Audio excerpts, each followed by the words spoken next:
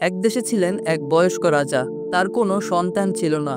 তাই তিনি ভাবলেন, আমার মৃত্যুর পর এই রাজ্য কে শাসন করবে। মন্ত্রীদের কেউ প্রস্তাব দিল, রাজা আপনি কোনো ধনী বা বীর যোদ্ধাকে বেছে নিন। কিন্তু রাজা মাথা নাড়ালেন। তিনি বললেন, আমি এমন কাউকে রাজা করব যার হৃদয় সৎ ও পরিশ্রমী হবে।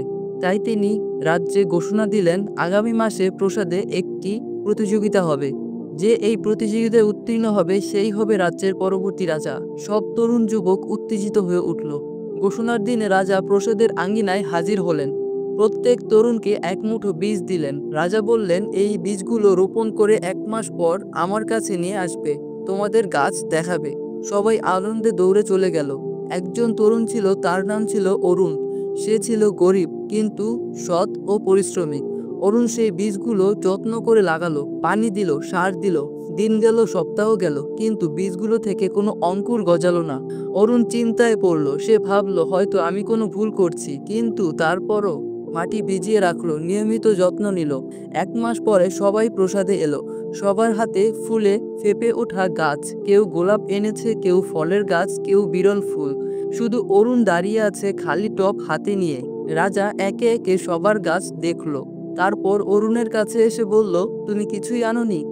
অরুণ মাথা নিচু করে বলল, মহারাজ আমি বীজগুলো লাগিয়েছিলাম, কিন্তু কোনো চারা গজায়নি, তাই খালি টব নিয়েই এসেছি। সবাই অরুণের দিকে তাকিয়ে হাসতে লাগলো। রাজা হঠাৎ হাত তুলে বললেন, সবাই চুপ থাকো।